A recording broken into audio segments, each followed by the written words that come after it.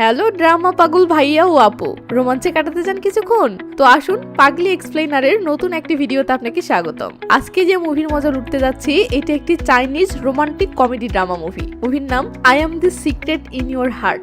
তো চলুন এখন মুভির কিছু সিন দেখে নেওয়া যাক।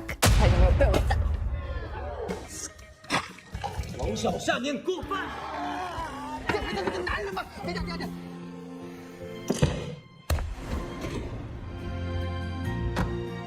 我麻烦了，王小夏看到陈毅看呆了，高挑的身材。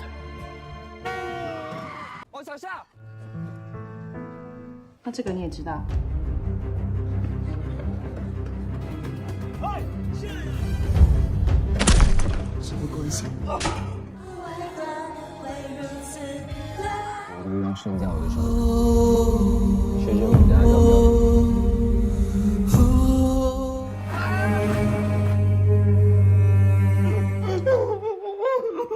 তো চলুন সিরিয়াসনেসকে গুল্লি মারি, রোমান্টিক মুড অন করি আর মুভির মাঝে টুক করে ঝাঁপিয়ে পড়ি। তো মুভির শুরু হয় সাহসিয়া নামের একটা মেয়েকে দেখিয়ে। মেয়েটি বিশাল একটা কোম্পানিতে জব করে। তাকে দেখে মনে হচ্ছে কাজের চাপে সে সবসময় ব্যস্ত থাকে। তো একদিন দেখি রাত হয়ে গেছে, তারপরেও সাহসিয়া এখনো অফিসেই আছে। এমন সময় তার এক বান্ধবী ফোন করে, বলে তুই এখন কোথায় আছিস? সাহসিয়া বলে অফিসেই। বান্ধবীটি বলে আমার যে কালকে বিয়ে, সেটা কি তোর মনে আছে? তোর হালচাল দেখে তো মনে হচ্ছে তুই ভুলে গেছিস। কাল না আসলে কিন্তু তোর খবর আছে। আর শোন, তোর বয়ফ্রেন্ডের জন্য একটা সিট রেখেছি তোর পাশেই, কিন্তু তোর বয়ফ্রেন্ড আসবে তো?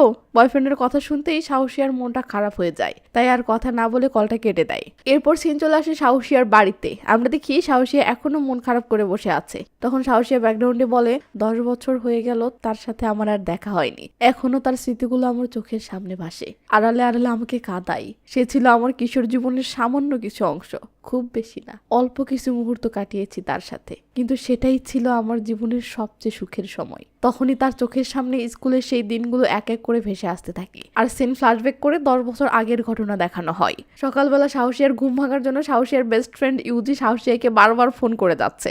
আর সাহসিয়ার এইভাবে ঘুম ভাঙানো, এটা ইউজির প্রতিদিনেরই কাজ, কারণ সাহসিয়া প্রতিদিনই লেট করে ঘুম থেকে ওঠে। সে ডাক না দিলে সাহসিয়া একদিনও স্কুলে যেতে পারে না। তো আজকেও দেরি হয়েছে, তাই সাহসিয়া দুম করে উঠে গিয়ে তাড়াহুড়ো করে রেডি হতে শুরু করে।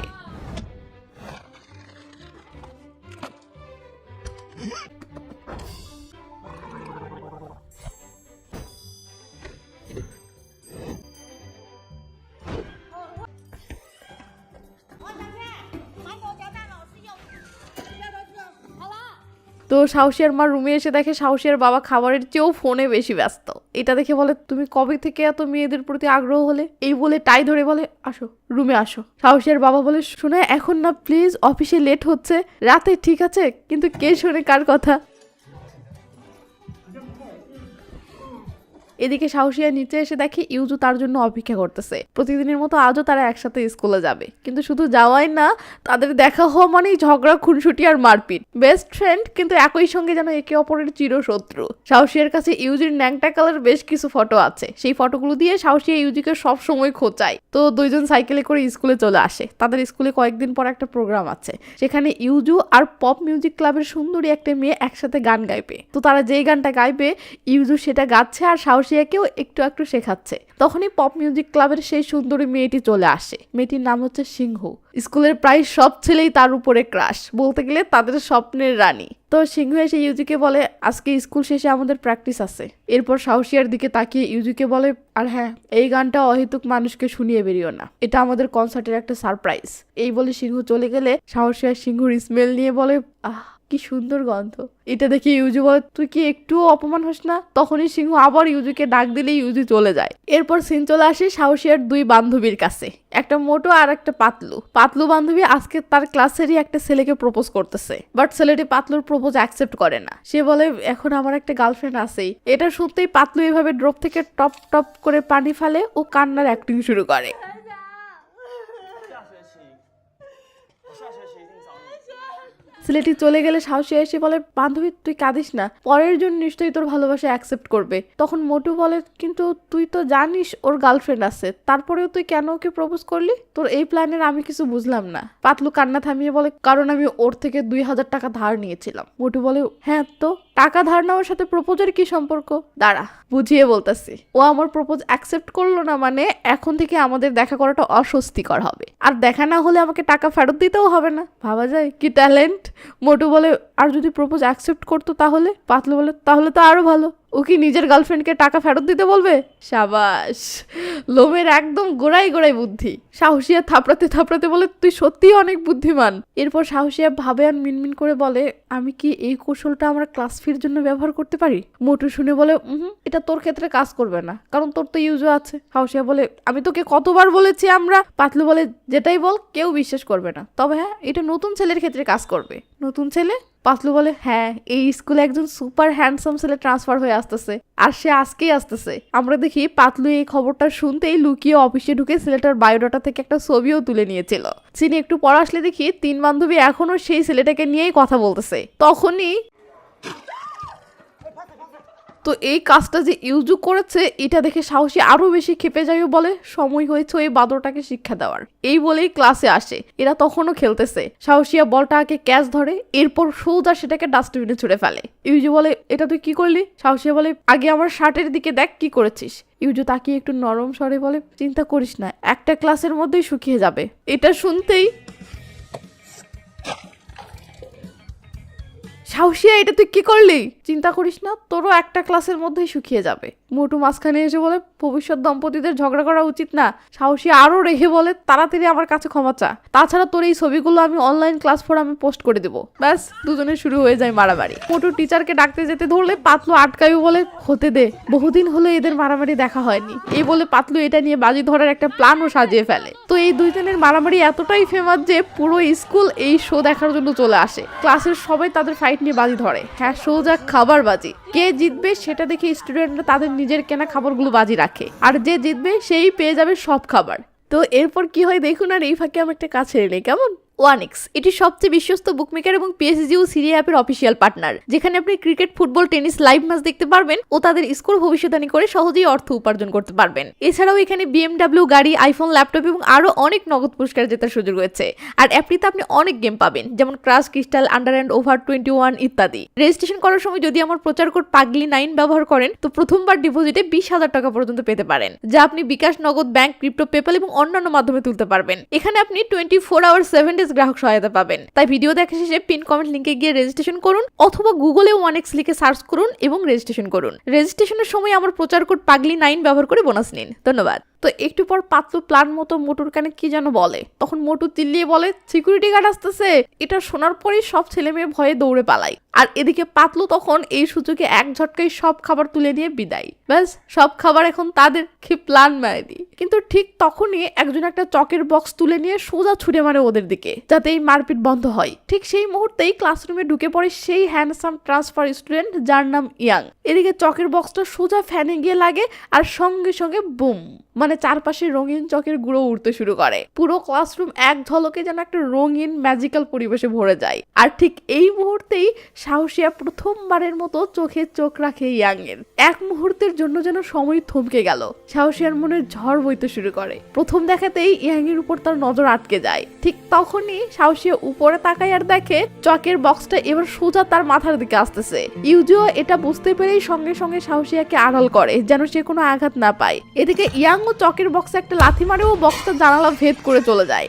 আর এদিকে সাহসিয়া এখনো ইয়াং এর দিকে অবাক নয়নে তাকিয়েই আছে। মনে হচ্ছে তার মনে প্রথম ভালোবাসার অনুভূতি জেগে উঠেছে। সিনে দিকে বাহিরে আসলে দেখি সেই চকের বক্সটা জানালা ভেদ করে সিকিউরিটি গার্ডকে গিয়ে লেগেছে ও সিকিউরিটি গার্ড অজ্ঞান হয়ে গিয়েছে। তখন দেখি কিছু ছেলে আবার অজ্ঞান সিকিউরিটি গার্ডের সাথে সেলফি তুলতেছে।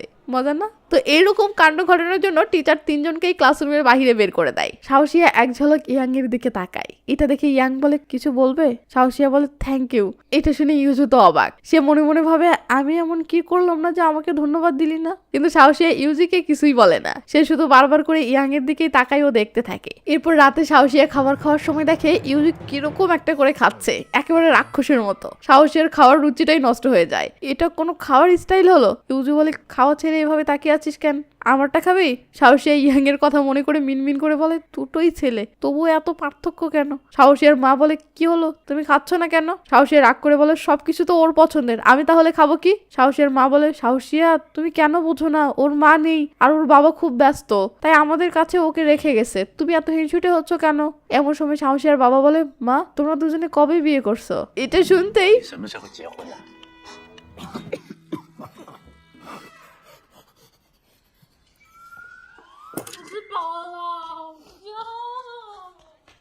সিন চলে আসে ট্রান্সফার ছাত্র ইয়াং এর কাছে। ইয়াং এর মা ইয়াংকে ভিডিও কল করেছে, কারণ তার মা বিদেশে থাকে আর ইয়াং তার দাদা দাদির সাথে গ্রামের বাড়িতে থাকে। তো ইয়াং এর মা চাচ্ছে ইয়াং বিদেশে পড়াশোনা করুক, আর সেটাই শুধু ইয়াংকে বারবার করে বিভিন্ন অ্যাঙ্গেলে বোঝাচ্ছে। কিন্তু ইয়াং বিরক্ত হয়ে ভিডিও কলে নিজের একটা ছবি সেট করে দিয়ে রেখেছে, যাতে তার মা বুঝতে পারে ইয়াং তার কথা শুনতেছে। বাট ইয়াং তার কুকুর হোয়াইটকে নিয়ে ব্যস্ত আছে, কারণ সে এখন একটু অসুস্থ।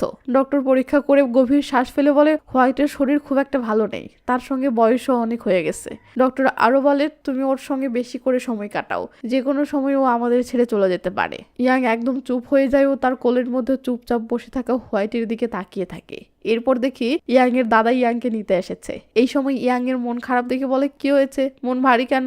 ইয়াং মন খারাপ করে বলে আমি কিছুতেই নিউ ইয়র্ক যাব না, মা যতই বলুক না কেন, যাই ভাবুক না কেন, আমি এখানেই থাকবো, কারণ এই জায়গাটাই আমার ঘর, আমার আপনজনরা এখানেই আছে। আসলে ইয়াং তার দাদা দাদিকে ভীষণ ভালোবাসে। ইয়াং এর দাদি ভুলে যাওয়ার রোগে ভুগতেছে, কখনো কখনো সে নিজের নাতিকেই চিনতে পারে না। আর তাছাড়াও দাদা দাদি দুজনেই বৃদ্ধ, এই বয়সে ইয়াং তাদেরকে কিছুতেই একা করতে চায় না। পরের দিন সকালে স্কুলে সবাই সাপ শুটিং প্র্যাকটিসে ব্যস্ত।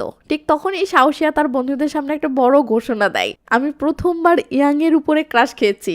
এই কথা শুনে ইউজের মেজাজ তো সপ্তম আকাশে, কিন্তু সে সেটা প্রকাশ না করে একটা চাল চাললো। সে সবার দৃষ্টি আকর্ষণ করে বলে দেখো স্কুলে সবচেয়ে ভালো সাপ শুটিং কে করে। সবাই তখন ইউজের শুটিং স্কিল দেখার জন্য উন্মুখ হয়ে যায়। ইউজু গুলি চালায় আর প্রত্যেকটা শট একদম নিখুঁতভাবে লক্ষ্যভেদ করে, পুরো স্কুল হাততালি দেয়। কিন্তু ঠিক তখনই ইয়াং এগিয়ে আসে, সে বন্দুক হাতে নেয় আর একটার পর একটা নিখুঁত শট মারে। কিন্তু এটা দেখে পুরো স্কুল চমকে ওঠে, কারণ ইয়াং শুধু ভালো না, ইউজুর থেকেও বেশি নিখুঁতভাবে শুটিং করছে।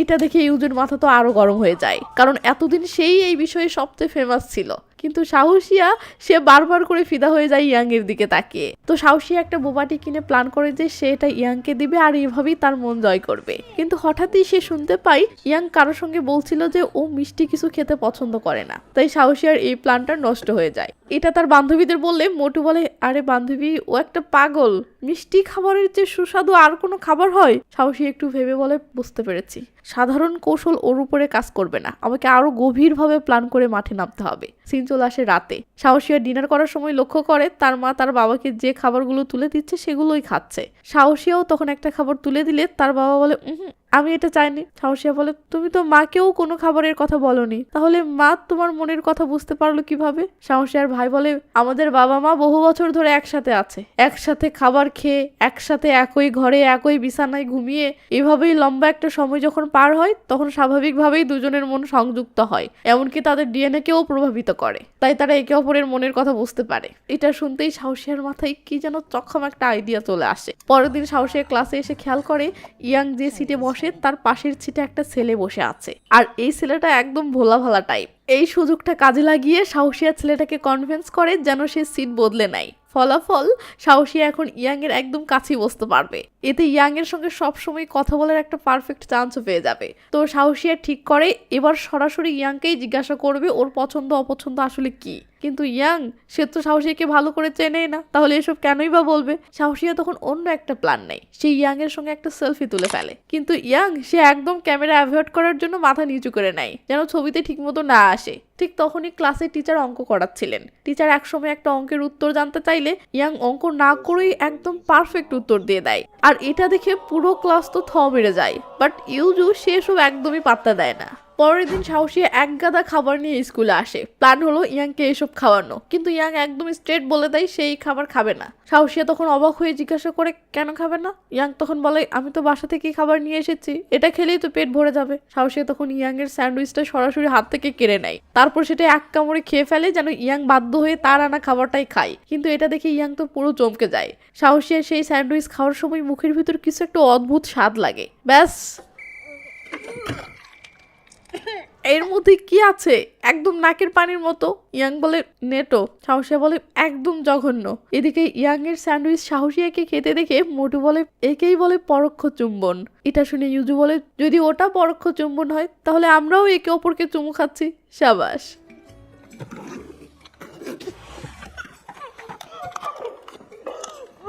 তো বিকেলবেলা ইয়াং তার কুকুরটি নিয়ে রাস্তায় হাঁটতে বের হয়। তখন দেখি সাহসিয়া ইয়াংকে ফলো করতে ডাস্টবিন সেজে ওখানে লুকিয়ে আছে।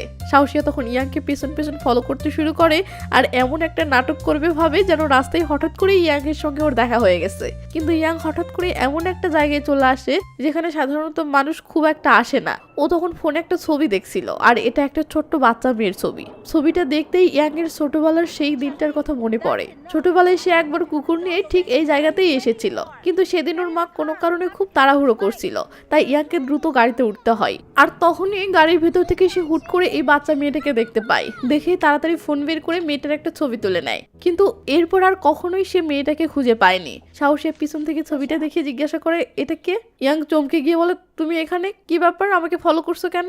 সাহসিয়া তখন একদম স্বাভাবিক ভঙ্গিতে বলে আমি তো এক্ষুনি তোমাকে দেখলাম তাই এখানে আসলাম। তারপর হুট করে ইয়াং এর কুকুরটাকে আদর করতে শুরু করে। ইয়াং তখন অবাক হয়ে বলে আমার কুকুরটা তো কারোর সঙ্গে এত সহজে মেশে না। এটা শুনে সাহসিয়া তো একদম খুশিতে আত্মহারা। তারপর মুস্কি হেসে বলে একসময় আমিও ঠিক এমন দেখতে একটা ছোট্ট কুকুর পেয়েছিলাম, নাম রেখেছিলাম হোয়াইট। ঠিক তখনই আকাশে এক ঝাঁক পাখি উড়ে আসতে শুরু করে। এটা দেখে হোয়াইট সঙ্গে সঙ্গে পাখিগুলোর পেছনে ছুটতে শুরু করে। হোয়াইটকে ধরার জন্য ইয়াং আর সাহসিয়াও তাড়াতাড়ি ওর পেছনে দৌড়াতে শুরু করে। ঠিক তখনই রাস্তার সামনে থেকে একটা গাড়ি আসতে থাকে। হোয়াইট আর মাত্র একটু হলেই গাড়ির নিচে চাপা পড়ে যেত, কিন্তু সাহসিয়া দৌড়ে গিয়ে শেষ মুহূর্তে হোয়াইটকে ধরে ফেলে। হোয়াইট তো বেঁচে গেল, কিন্তু সাহসিয়া নিজেই তার হাত পায়ে প্রচন্ড আঘাত পেয়ে মাটিতে পড়ে যায়। এটা দেখে ইয়াং তো ভয় পেয়ে যায়। সে তাড়াতাড়ি অ্যাম্বুলেন্সে ফোন লাগায়, কিন্তু ঠিক তখনই সাহসিয়ার মাথার একটা কাটা দাগ তার নজরে পড়ে। আর সাথে সাথে ইয়াং এর পুরনো একটা স্মৃতি মনে পড়ে যায়। ইয়াং এর ছোটবেলার একটা সময়ে একটা দুষ্টু ছেলে একটা ছোট্ট বাচ্চা মেয়েকে পাথর দিয়ে আঘাত করেছিল। মেয়েটার মাথা থেকে রক্ত ঝরছিল। সেই সময় ওরা দুজন মিলে এক রাস্তায় একটা ছোট্ট কুকুরছানা খুঁজে পেয়েছিল, আর সেই মেয়েটাই কুকুরটার নাম দিয়েছিল হোয়াইট। এটা মনে হতেই ইয়াং যেন এক মুহূর্তের জন্য বাস্তব ভুলে যায়। এদিকে সাহসিয়া তখন ঠিক মতো হাঁটতে পারছিল না, তবুও ধীরে ধীরে ওখান থেকে বেরিয়ে যাচ্ছিল। ইয়াং অবাক হয়ে সাহসিয়ার দিকে তাকিয়ে থাকে। তার মনে পড়ে যায় সেই ছোট্ট মেয়েটাও একসময় ঠিক এভাবেই হাঁটছিল সেদিন যেদিন ওর পায়ে আঘাত পেয়েছিল। সাহসিয়া যখন এভাবেই ধীরে ধীরে হাঁটছিল তখন ইয়াং হঠাৎই সামনে এসে ওকে নিজের পিঠে তুলে নেয়, কারণ এতদিন ধরে যাকে খুঁজছিল অবশেষে তাকে পেয়ে গেছে। যে মেয়েটাকে গত 10 বছর ধরে খুঁজে আসছিল সে আর কেউ নয়, সাহসিয়া। কিন্তু সাহসিয়া তো একদমই প্রস্তুত ছিল না এমন কিছুর জন্য। নিজের ক্রাশের পিঠে এভাবেই উঠে যাবে সেটা তো স্বপ্নেও ভাবেনি। তাই ওর ভেতরেও এক অদ্ভুত অনুভূতি কাজ করছিল। কি বলবে, কিভাবে রিয়াক্ট করবে কিছুই বুঝতে পারছিল না। ইয়াং তখন হেসে জিজ্ঞেস করে আচ্ছা তোমার কপালের এই কাটা দাগটা কিভাবে হলো? সাহসিয়া তখন একটু চুপ থেকে বলে ছোটবেলায় একটা ছেলে আমার মাথায় পাথর ছুঁড়ে মেরেছিল।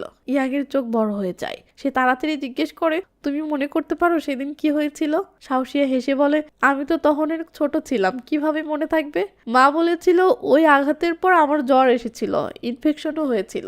তার একটু পর বলে যাই হোক এভাবে আমাকে নিয়ে যাওয়ার জন্য থ্যাংক ইউ। ফ্ল্যাশব্যাকে দেখা যায় ছোটবেলা থেকে ইয়াং বিদেশে পড়াশোনা করেছিল, তাই চাইনিজ ভাষাটা ভালো করে বলতে পারতো না। এটাই ছিল ওর জন্য সবচেয়ে বড় সমস্যার কারণ। কয়েকটা বাজে ছেলে এটা নিয়ে ইয়াং এর সাথে মজা নিচ্ছিল যে নিজের দেশের ভাষাই বলতে পারে না। ইয়াং একদম চুপ ছিল, কিছু বলার ছিল না ওর। ঠিক তখনই সাহস করে এগিয়ে আসে ছোট্ট সাহসিয়া। সেই ইয়াং এর সামনে দাঁড়িয়ে যায় ওকে বাঁচানোর জন্য। আর এতে রেগে গিয়ে সেই ছেলেগুলো সাহসিয়ার মাথায় পাথর ছুঁড়ে মারে। সাহসিয়াকে ইয়াং এর খুব ভালো লেগেছিল, তাই ওরা দুজনে বন্ধু হয়ে যায়। সেদিনই সাহসিয়া ইয়াংকে একটা জায়গায় নিয়ে যায়, আর সেখানে ছোট্ট সাহসিয়া সেই ছোট্ট হোয়াইটকে ইয়াং এর সঙ্গে পরিচয় করিয়ে দেয়। আসলে হোয়াইটকে সাহসিয়া কুড়িয়ে পেয়েছিল এবং বাড়িতে না নিয়ে এসে লুকিয়ে রেখেছিল, কারণ তার মা দেখলে বকা দেবে। তো সেদিনই সাহসিয়া কুকুরটিকে ইয়াংকে দিয়েছিল। সিন বর্তমানে আসে। ইয়াং এর মন খারাপ দেখে ইয়াং এর দাদা জিজ্ঞাসা করে তোর কি কিছু হয়েছে? ইয়াং একটু থেমে বলে আমার ছোটবেলার একটা বন্ধু আমাকে ভুলে গেছে। দাদা বলে সে কি তোর খুব ইম্পর্টেন্ট বন্ধু? ইয়াং বলে হ্যাঁ। দাদা তখন বলে তাহলে তোকে ওর সামনে গিয়ে নিজের আসল পরিচয়টা দেওয়া উচিত, হয়তো তখন ওর মনে পড়ে যাবে। ইয়াং বলে কিন্তু যদি শুধু আমি ওকে মনে রাখি আর ও আমাকে ভুলে গিয়ে থাকে তাহলে তো ওর সামনে গিয়ে আমি নিজেই লজ্জায় পড়ে যাব। দাদা তখন শান্তভাবে বলে তবুও একবার চেষ্টা করা উচিত। দেখ তোর দাদিও তো আমাকে প্রতিদিন ভুলে যায়, কারণ সে আমাকে মনে রাখতেও পারে না, কিন্তু তারপরেও আমরা দুজনে একসঙ্গে কত ভালো আছি। এটা শুনে ইয়াং এর মুখে হাসি ফুটে ওঠে ও মনে নতুন করে সাহস আসে। তাই সে সিদ্ধান্ত নেয় যেভাবেই হোক সাহসিয়াকে ছোটবেলার সব ঘটনা মনে করিয়ে দিবে। সিন চলে আসে ইউজুর কাছে। সে স্কুলে বাকি ছেলেমেয়েদের সঙ্গে গান প্র্যাকটিস করতেছে। সবাই মিলে ঠিক করেছে একটা ব্র্যান্ড তৈরি করবে। সিংহ যে পুরো স্কুলের ক্রাশ, সবাই মনে মনে ওকে পছন্দ করে, কিন্তু মজার ব্যাপার হলো সিংহ আবার মনে মনে ইউজুকে পছন্দ করে। পরের দিন দেখি ইয়াং স্কুল আসতেছে আর মোটু পাতলু কেন জানি তাকে ফলো করতেছে। ইয়াংও এটা লক্ষ্য করে বাট এর কারণ বুঝতে পারে না। এভাবে ইয়াং একটা জায়গায় আসতেই সেখানে কিছু বখাটে ছেলের কথা শুনতে পায়। ইয়াং বুঝতে পারে এরা সেই ছেলেগুলো যাদের সঙ্গে ছোটবেলায় তার ঝামেলা হয়েছিল। ইয়াং মনে মনে ভাবে যদি এখন আবার ঝামেলা বাঁধাই তাহলে ছোটবেলার সেই একই ঘটনা ঘটবে, আর এটা সাহসিয়াকে ছোটবেলার কথাগুলো মনে করিয়ে দেওয়ার বড় একটা সুযোগ। তাই ইয়াং তখন ইচ্ছে করেই ওই ছেলেগুলোর সঙ্গে ঝামেলা পাকানো শুরু করে।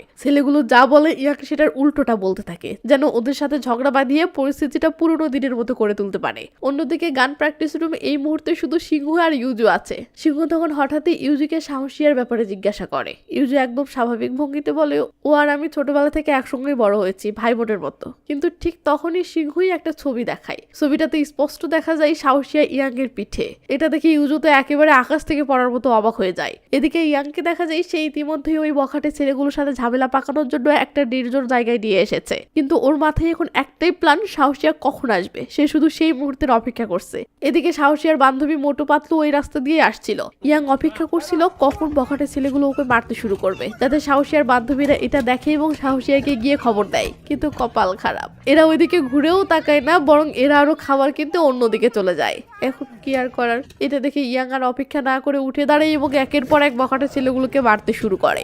আমরা দেখি মার খেয়ে একটা ছেলে কেন জানি ইউজুকে ফোন করে তাদের বাঁচাতে আসতে বলতেছে। তার মানে ইউজু এদের দলের, বাট ইউজু আস্তে আস্তে ততক্ষণে ইয়াং এদেরকে বেড়ে ধরাশায়ী করে ফেলেছে। তো একটু পর ইউজু চলে আসে। ইউজু তো আবার এমনিতেই ইয়াং এর উপরে রেগেছিল, কারণ কিছুক্ষণ আগেই ওর হাতে সেই ছবিটা এসেছে যেখানে সাহসিয়া ইয়াং এর পিঠে ছিল, আর এখন সেই ইয়াং আবার ওর বন্ধুদের পিটিয়েছে। তাই আর কিছু না ভেবে ওরা দুজনে সরাসরি ফাইট শুরু করে দেয়। সিন কাট হয়ে চলে আসে পরের দিন। ইউজু স্কুলে আসতেই ওর চেহারা দেখেই সাহসিয়া বুঝতে পারে কারোর সঙ্গে মারপিট হয়েছে। তাই বলে মারামারি করেছিস আর মারও খেয়েছিস, আমি ছাড়া তোকে মারার সাহস আর কার হলো? ইউজুর গায়ে লাগে। তাই বলে আমি মারামারিতে ছিলাম কিন্তু আমি মার খাইনি। তখনই সাহসিয়াকে কেউ ফোন করলে সে আর কথা না বলে খুঁড়িয়ে খুঁড়িয়ে ক্লাসে যেতে থাকে। সাহসিয়াকে এভাবে খুঁড়িয়ে যেতে দেখে ইউজু বসে পড়ে ও বলে চল পিঠে ওঠ, আমি তোকে নিয়ে যাচ্ছি। কিন্তু সাহসিয়া একটু ইতস্ত করে বলে কেউ যদি দেখে তাহলে ভুল বুঝবে। এই বলে খুঁড়িয়ে খুঁড়িয়ে সিঁড়ি দিয়ে উঠতে থাকে। এটা দেখে ইউজু রেগে গিয়ে বলে তুই ইয়াং এর পিঠে উঠতে পারিস আর আমার পিঠে উঠতে পারবি না? সাহসিয়া তখন একটু রাগ করে বলে ও তো আমাকে হাসপাতালে নিয়ে গেছিল, আর তুই আমার সঙ্গে এভাবে জোর করে কথা বলছিস কেন? এই বলে সাহসিয়া আর এক মুহূর্তও দাঁড়ায় না, সোজা সেখান থেকে চলে যায়। সেদিন স্কুলে একটা ক্লাস টেস্ট হচ্ছিল আর এটা অনেক গুরুত্বপূর্ণ ছিল, কিন্তু ইয়াং স্কুলে আসেনি। এটা দেখে সাহসিয়ার খুব মন খারাপ হয়ে যায়। স্কুল ছুটি হলে সাহসিয়া ইয়াং এর বাড়িতে আসে। ইয়াং বের হতেই সাহসিয়াকে দেখে অবাক হয়েও বলে তুমি এখানে কি করছো? সাহসিয়া বলে তুমি আজকে স্কুলে আসোনি কেন? আজকে স্কুলে অনেক ইম্পর্টেন্ট একটা টেস্ট ছিল। বলতে বলতে সাহসিয়া ইয়াং এর মুখের দিকে দেখে বলে তোমার মুখে কি হয়েছে? ইয়াং কিছু বলে না। এরপর ইয়াং সাহসিয়াকে ভিতরে নিয়ে আসে এবং তার দাদির সাথে পরিচয় করিয়ে দেয়। কিন্তু সাহসিয়াকে দেখেই দাদি ভয় পেতে শুরু করে, কারণ দাদির তো কিছুই পড়ে থাকে না। মানসিকভাবে উনি বেশ অসুস্থ। দাদি বারবার দাদা কোথায় জানতে চায়, কিন্তু দাদা তখন বাড়িতে নেই। দাদি তখন প্রচন্ড রেগে গিয়ে হুট করে জিনিসপত্র ভাঙচুর করতে শুরু করে। সাহসিয়া তখন বুদ্ধি দেয় দাদাকে ভিডিও কল করো, তাহলে হয়তো দাদি শান্ত হবে। ইয়াং সঙ্গে সঙ্গে দাদাকে ভিডিও কল করে। তারপর সাহসিয়া ফোনটা এমন ভাবে দাদির সামনে ধরে যেন দাদি ভাবে দাদা তার সামনেই দাঁড়িয়ে আছে। ভিডিও কলে দাদা আর দাদি কথা বলতে থাকে। তখন ইয়াং পিয়ানো বাজাতে শুরু করলে ওরা দুজনে একসঙ্গে ডান্স করতে শুরু করে। আর এভাবেই কৌশলে সাহসিয়া আজকে দাদিকে শান্ত করে ও খুশি রাখে। আসলে দাদা দাদির জন্য ওষুধ কিনতে গিয়েছে। তো সাহসিয়া এত সুন্দরভাবে দাদিকে শান্ত করলো যে এটা দেখে ইয়াং সত্যিই খুশি হয়ে যায়। কিছুক্ষণ পর দাদি ঘুমিয়ে গেলে সাহসিয়া আর ইয়াং হোয়াইটকে গোসল করিয়ে দেয়। ইয়াং তখন সাহসিয়াকেও বলে যে হোয়াইট তো অনেক বুড়িয়ে গেছে, ডাক্তার বলেছে ওর কিডনিতে সমস্যা ধরা পড়েছে, হাতে খুব বেশি সময় নেই ওর। এটা শুনে সাহসিয়ার মনটাও খারাপ হয়ে যায়। সেদিন রাতেই দাদা দাদির জন্য ওষুধ নিয়ে ফিরে আসে। দাদা ইয়াংকে জিজ্ঞাসা করে, আজকে যে মেয়েটা এসেছিল ও কি তোর সেই ইম্পর্টেন্ট বন্ধু? ও কি এখন তোকে মনে করতে পারে?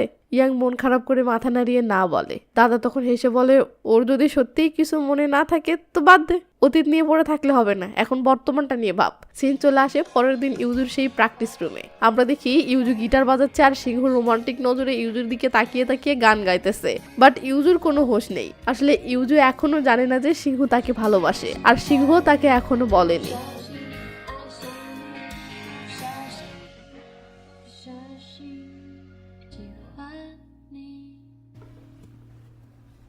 পরের দিন সিন স্কুল আসলে দেখি ইয়াং আজকে কেন জানি সাহসের সাথে খাবার ভাগাভাগি করে খাচ্ছে। আজ থেকে শুরু করে ইয়াং এখন প্রতিদিন আমার সাথে দুপুরের খাবার খায়, আর এভাবেই আমরা ধীরে ধীরে অনেক কাছাকাছি এসেছি। সিন ইউজুর কাছে আসলে দেখি এদের এসব দেখে সে জ্বলতেছে। এদিকে ইয়াং সাহসিয়ার প্রতি এত কেয়ারিং হয়েছে যে সাহসিয়ার একটা বোবাটি শেষ হতেই সে আরেকটা এনে দেয়। সাহসিয়া তো পুরো ইমপ্রেস। সাহসিয়া মনে মনে বলে, মনে হচ্ছে এবার সেও আমাকে ভালোবেসে ফেলেছে। ধীরে ধীরে ওদের বন্ধুত্ব আরো গভীর হতে থাকে। এভাবেই দুজন খুব ভালো বন্ধু হয়ে যায়। সারাদিন খুনসুটি করে আর স্কুল থেকে ফিরে এসে একে অপরের সঙ্গে চ্যাটেও কথা বলে। একদিন ক্লাসরুমের ভেতরে ইয়াং সাহসিয়াকে পড়াচ্ছিল, কারণ সাহসিয়া পড়াশোনায় খুব একটা ভালো না। তখনই হঠাৎ সেখানে ইউজু আসে আর সাহসিয়াকে বলে, আমার সঙ্গে একটু আসবি? সাহসিয়া কিছু বুঝে ওঠার আগেই ইউজু তাকে প্র্যাকটিস রুমে নিয়ে যায়। ওখানে গিয়ে দেখে একটা মেয়ে প্রচন্ড কান্নাকাটি করতেছে। ইউজু বলে ওর বয়ফ্রেন্ড আজকে ওর সঙ্গে ব্রেকআপ করেছে, বাট এ ছিল আমাদের শো এর হোস্ট, তার মানে গেল। ইউজু সাহসিয়াকে বলে, প্লিজ তুই আমাদের সাহায্য কর, এই কাজটা তুই করে দে। সাহসিয়া বলে, আমি কিভাবে করব? আমি কখনো হোস্ট করিনি। কিন্তু সবাই সাহসিয়াকে জোর করতে থাকে। সাহসিয়া তখন সিংহুর কাছে গিয়ে বলে, তুমি তো অনেক জনপ্রিয়, তুমি হোস্ট করতে পারবে, আমি গান আর হোস্ট দুটো একসাথে পারবো না। ইউজি রিকোয়েস্ট করে বলে, সাহসিয়া আমরা সবাই এতদিন ধরে পরিশ্রম করেছি, এতদিন ধরে চেষ্টা করেছি, আমার আঙ্গুল দেখ, প্লিজ সাহসিয়া রাজি হ, আজকেই শো। ঠিক আছে, অভিনয় বাদ দে, আগে প্রোগ্রামটা দেখা।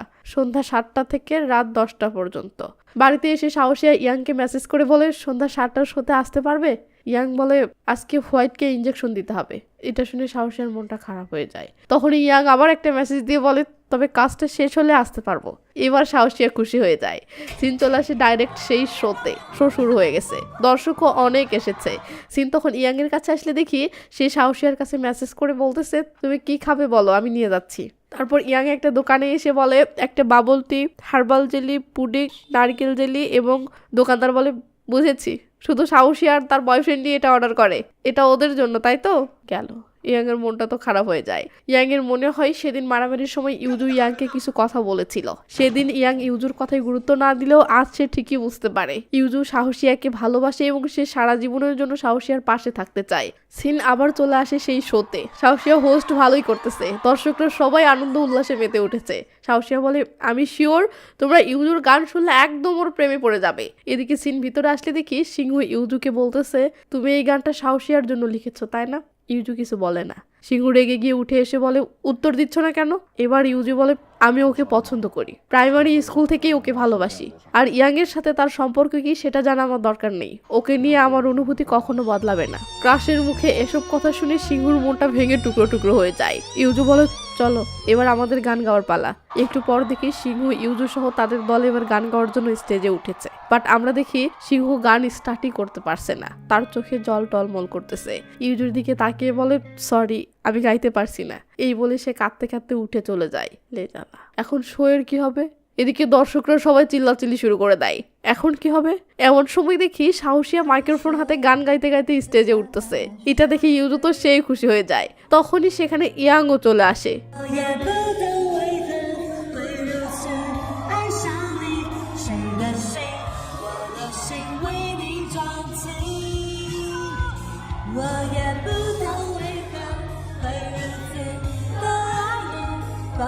তো এমন একটা রোমান্টিক গান আবার দুজন এভাবে একসাথে গাচ্ছে। ইয়াং এর মনটা আবারও ভীষণ খারাপ হয়ে যায় এবং সাহসিয়ার সাথে আর দেখা না করেই চলে যায়। তো শো শেষ হয়ে গেলে ইউজু আর সাহসিয়া এভাবে সাইকেলে করে একসাথে বাসায় যাচ্ছে আর এই শো নিয়েই কথা বলতেছে। কিন্তু সাহসিয়া এই সময় বারবার করে শুধু ইয়াং এর কথাই বলতেছে। সাহসিয়া বলে সেও আসার প্রতিশ্রুতি দিয়েছিল, বাট আসলো না কেন?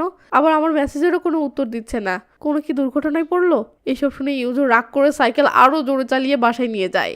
সিন চলে আসে পরের দিন টিফিন টাইমে। ইয়াং এর সাথে সাহসিয়ার এখনো দেখা হয়নি এবং মেসেজেরও উত্তর দেয়নি। আবার প্রতিদিন তারা দুপুরে একসাথে খায়, সেখানেও আসেনি। তখনই হঠাৎ ইয়াং আসে এবং কেন জানি গম্ভীরভাবে সাহসিয়াকে ছাদে আসতে বলে। দূর থেকে ইউজিও এইসব দেখে। সাহসিয়া মনে করে ইয়াং এর দাদির বা তার হোয়াইটের কিছু একটা হয়েছে, তাই বারবার জিজ্ঞেস করতে থাকে যে তাদের কিছু হয়েছে কিনা। ইয়াং এখনো কোনো উত্তর দিচ্ছে না দেখে সাহসিয়া আবার ইয়াং এর শার্টটা ধরে বলে, গতকালে এতটাই চিন্তিত ছিলাম যে ঘুমাতে পারিনি। ইয়াং গম্ভীর গলায় বলে, আই এম সরি, আমার মনে হচ্ছে আমাদের মধ্যে দূরত্ব রাখা উচিত। সাহসী অবাক হয়ে বলে, দূরে থাকা? কিন্তু কেন? ইয়াং একটু রাগান্বিত ভাবে বলে, যদি তুমি ইউজুকে ভালোবাসো তাহলে অন্য ছেলের সঙ্গে এতটা ক্লোজ হওয়া উচিত নয়। এই বলে ইয়াং চলে যেতে থাকে। সাহসিয়া চিৎকার করে বলতে থাকে, তুমি এসব কেন বলছো? আমি তোমাকে কিভাবে কষ্ট দিলাম? ইউজু আর আমার সম্পর্কটা জানো না, তুমি হয়তো ভুল ভাবতেছো।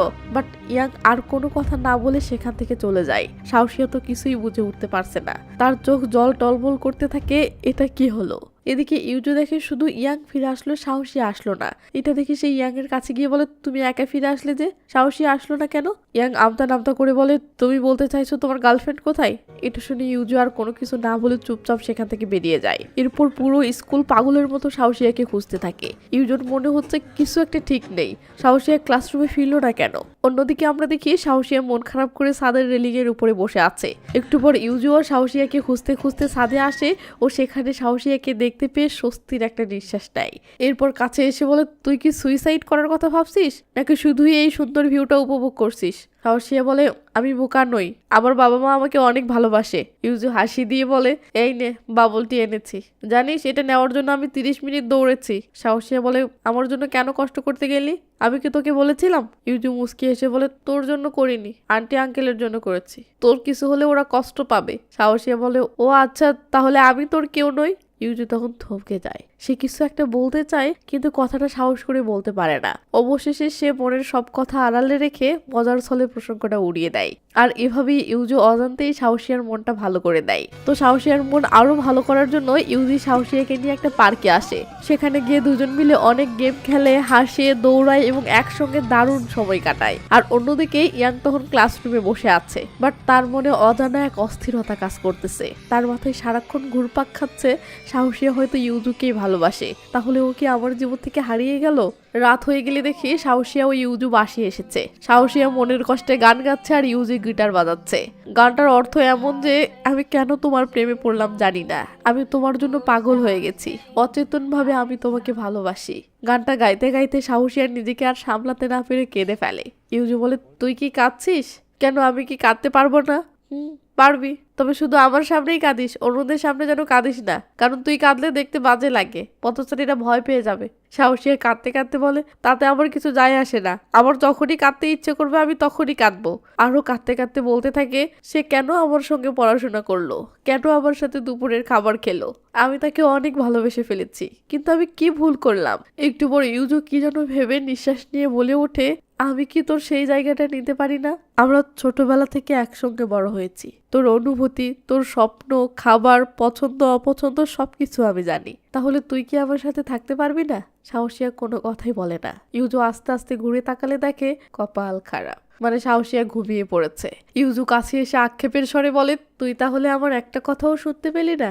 একটু পর সাহসিয়ার ঘুম ভাগতেই সে চমকে ওঠে। ইউজু বলে, তোর মা খাবার নিয়ে অপেক্ষা করতেছে, যা খেয়ে নে। সাহসিয়া বলে, আর তোরটা কি রেখে দিব? ইউজু বলে, না, আমার পেট ভরা আছে। বাহিরে এসে সাহসিয়ার দেয়ালে হেলান দিয়ে বলে, তোর কথাগুলো আমি শুনতে পেয়েছি, তুই কখন থেকে বন্ধুর চেয়ে বেশি কিছু হতে চেয়েছিলি আমার, তোর সঙ্গে থেকেও তোর অনুভূতিগুলো আমি বুঝতে পারলাম না কেন? এসব ভাবতে ভাবতে সাহসিয়া বাসায় চলে যায়। বাসায় এসে সাহসিয়া খাবার না খেয়ে মন খারাপ করে ফোনে ইয়াং আর ইউজুর ফটো দেখতেছে আর কান্না করতেছে। সে ফিসফিস করে বলে, মনের মানুষটাকে তো হারালামই, কিন্তু আমি কি আমার সবচেয়ে ভালো বন্ধুটাকেও হারিয়ে ফেলবো? তো সাহসিয়া যেহেতু খাবার খাচ্ছে না, এমনকি তার রুমের দরজাও খুলতেছে না, এটা দেখে তার ভাই একটা বুদ্ধি বের করে। সাহসিয়ার পছন্দের একটা খাবার সাহসিয়ার রুমের দরজায় নিয়ে গিয়ে রান্না করতে শুরু করে, যেন খাবারের গন্ধ পেয়ে সাহসিয়া বাহিরে বের হয়। ব্যাস, সেটাই হয়।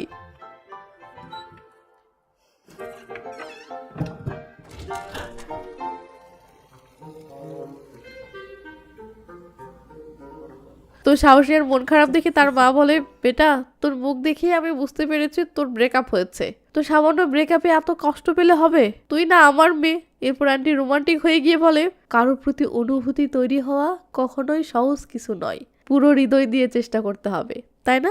আঙ্কেল বলে একদম কারেক্ট, সাবাস। সিন চলে আসে পরের দিন ক্লাসরুমে। আজকেও ইয়াং সাহসিয়ার সাথে কথা বলে না। টিচার আজকে তাদের পরীক্ষার রেজাল্ট দিচ্ছে, কিন্তু সাহসিয়া একটু অমনোযোগী হয়ে শুধু ইয়াংকেই দেখতেছে। টিচার আবার ডাকলে এবার সাহসিয়া শুনতে পায় এবং পেপার আনতে যায়, বাট টিচার পেপারটা এভাবে দেয়। তারপরেও আবার বলে পোকা একটা মেয়ে, একে দিয়ে কিছুই হবে না। এটা শুনে ইয়াং প্রচন্ড রেগে যায় ও টিচারকে বলে, স্যার আপনি কোনো স্টুডেন্টের সঙ্গে এভাবে কথা বলতে পারেন না। কথাটা শুনে পুরো ক্লাস স্তব্ধ। ইয়াং বলে, এটা তাকে অপমান করা হলো, এক্ষুনি ক্ষমা চান, না হলে আমি রিপোর্ট করব। টিচার বলে, তো তোমার এত গায়ে লাগছে কেন?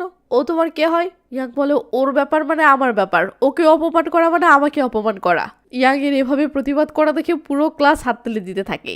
টিচার এবার রেগে মেগে অফিসে যেতে যেতে বলতে থাকে, পিচ্ছি একটা ছেলে, আমাকে রিপোর্ট করার সাহস কি করে হয়? অফিস রুমে বসা ম্যাক্স বলে, কি ব্যাপার টিচার, আপনি এত রেগে গেলেন কেন? টিচার তখন সব বললে ম্যাক্স বলে, চিন্তা করো না, ওর ব্যবস্থা আমি করতেছি। এই দেখো, এই বলে সে একটা ভিডিও দেখায়। এটা সেই ভিডিও যেদিন ইউজুর সঙ্গে ইয়াং এর মারামারি হয়েছিল।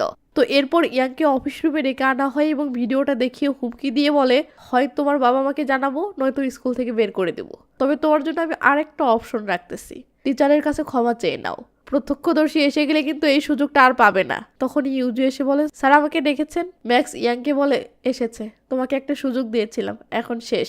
ইউজুকে বলে, একে তো চিনো।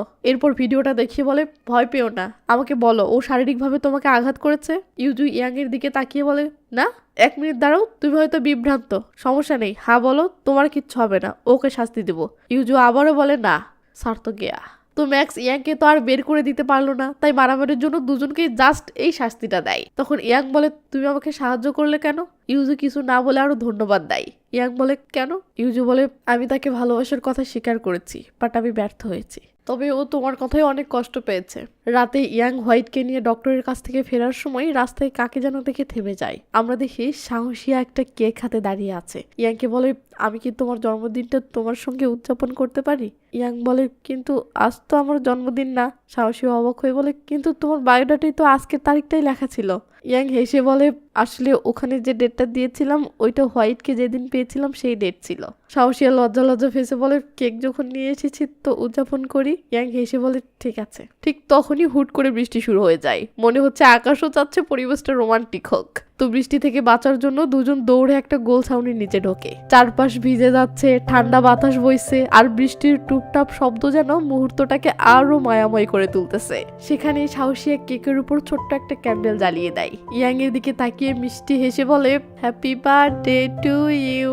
এরপর বলে, নাও এখন তোমার ইচ্ছে প্রকাশ করো, বলো তোমার প্রথম ইচ্ছে কি? ইয়াং বলে, আমি চাই হোয়াইট যেন পুরোপুরি সুস্থ হয়ে যায়। সাহসিয়া হেসে বলে, এবার দ্বিতীয় ইচ্ছে বলো। ইয়াং মাথা নিচু করে বলে, সরি। সাহসিয়া বলে, ঠিক আছে। ইয়াং বলে, সেদিনের ব্যবহারের জন্য আমি তোমার কাছে ক্ষমা চাইতে চাই। সাহসিয়া হেসে বলে, ঠিক আছে, চাইতে হবে না। এরপর দুজন একসঙ্গে হোয়াইটকে আদর করতে থাকে। কিন্তু ঠিক তখনই হঠাৎ দুজন একে অপরের খুব কাছে চলে আসে। চারপাশে সবকিছু যেন এক মুহূর্তের জন্য থমকে থাকে। সাহসিয়া সরে যায়, কিন্তু ইয়াং আরো কাছে এসে ধীরে ধীরে সাহসিয়াকে কিস করতে যেতে ধরতেই কি যেন একটা শব্দ হয়, আর সেদিকে তাকাতেই দেখে এই সময়ের মধ্যেই হোয়াইট পুরো কেকটা খেয়ে ফেলেছে এবং বমি করে নিস্তেজ হয়ে পড়েছে। হোয়াইটের এই অবস্থা দেখে দুজনেই আতঙ্কিত হয়ে পড়ে। ইয়াং ডক্টরকে কল করে, বাট ডক্টর কল রিসিভ করছে না। এটা দেখে সাহসিয়া বলে, আমাদের আর সময় নষ্ট করা উচিত নয়। এই বলে হোয়াইটকে নিয়ে এই বৃষ্টির মধ্যেই পশু চিকিৎসা কেন্দ্রের দিকে দৌড় দেয়। এরপর অনেক কয়টাতে গিয়ে গিয়ে নক করতে থাকে, বাট সব কয়টা বন্ধ।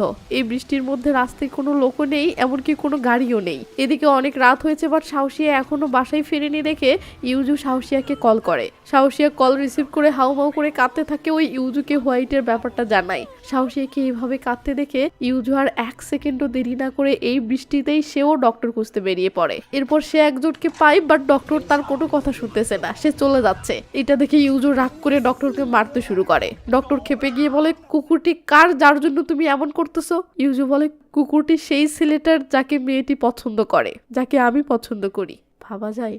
এদিকে ইয়াং তখনও হোয়াইটকে বুকে আগলে ধরে পাগলের মতো ছুটতেই আছে। তার মাথায় তখন একের পর এক হোয়াইটের স্মৃতিগুলো ভেসে আসতে থাকে।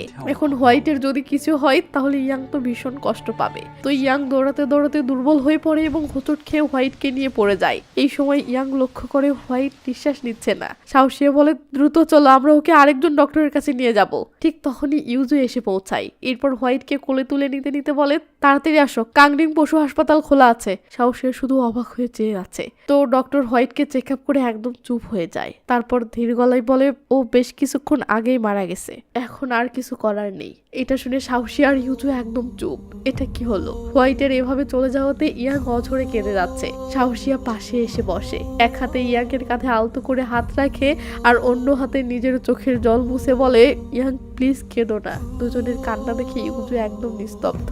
ওখান থেকে ইউজু বাসায় গিয়ে রাক্ষসের মতো করে খেতে থাকে। ইউজুকে হঠাৎ এমন করতে দেখে সবাই অবাক হয়ে যায়, বুঝতে পারে কিছু একটা হয়েছে। তাই আর বিরক্ত না করে বরং একা থাকতে দিয়ে তারা রুমে চলে যায়। তারপর দেখি ইউজু আর চুপ থাকতে না পেরে অঝরে কাঁদতেছে। আর তার এই কান্নাটা সাহসিয়াকে হারানোর কষ্টের কান্না।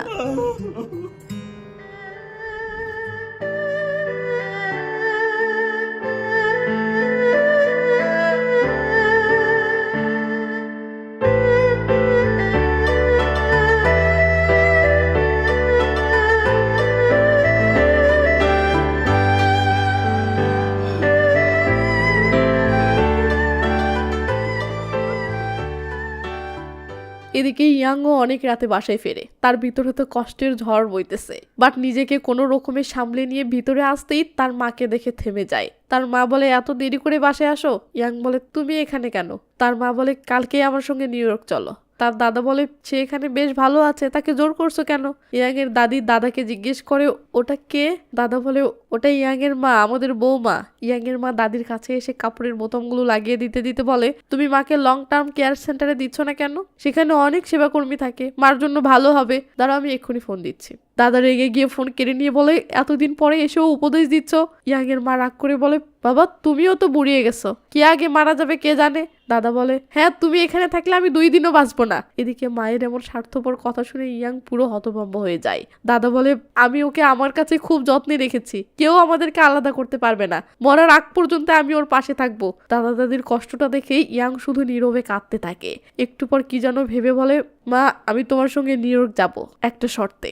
দাদু আর দাদিকে তুমি কখনো আলাদা করবে না, আর প্রত্যেক মাসে তুমি ওদেরকে টাকা পাঠাবে যেন ওরা ভালোভাবে বাঁচতে পারে। তার মা হ্যাঁ বলে। ইয়াং জানে যে এটা ওর জন্য কঠিন সিদ্ধান্ত, কিন্তু দাদা দাদির কথা ভেবে সে নিতে বাধ্য হলো। পরের দিন স্কুলে এসেই ইয়াং নিউ ইয়র্ক চলে যাওয়ার কথাটা সাহসিয়াকে কিভাবে জানাবে বলার সাহস পাচ্ছে না, কিন্তু বলতে তো হবে। তাই নিজেকে সামলে নিয়ে শেষমেশ বলেই ফেলে। আর এটা শুনতেই সাহসিয়া যেন একদম চুপ হয়ে যায়। আর একটু পরেই চোখ দিয়ে ঝরঝর করে পানি পড়তে থাকে ও মনে হাজারটা প্রশ্ন আসে। সাহসিয়া কাঁপা কাঁপা গলায় বলতে থাকে, তুমি কি আর ফিরে আসবে না? ইয়াং বলে, জানি না, কালকেই চলে যাব, মা সিদ্ধান্ত নিয়ে ফেলেছে। সাহসিয়া অঝরে কাঁদতে কাঁদতে বলে, কিন্তু আমরা তো এখনো একসঙ্গে ক্রিসমাস সেলিব্রেট করিনি, আমাদের তো এখনো নতুন বছরটা একসঙ্গে শুরু করাই হয়নি, তারপর ভ্যালেন্টাইন্স ডে ওটাও তো কাটানো হয়নি। তারপর কাঁদতে কাঁদতে বলে ওঠে, আমি তোমাকে খুব খুব খুব ভালোবাসি, কেন তুমি আমাকে এভাবে ছেড়ে চলে যাচ্ছ?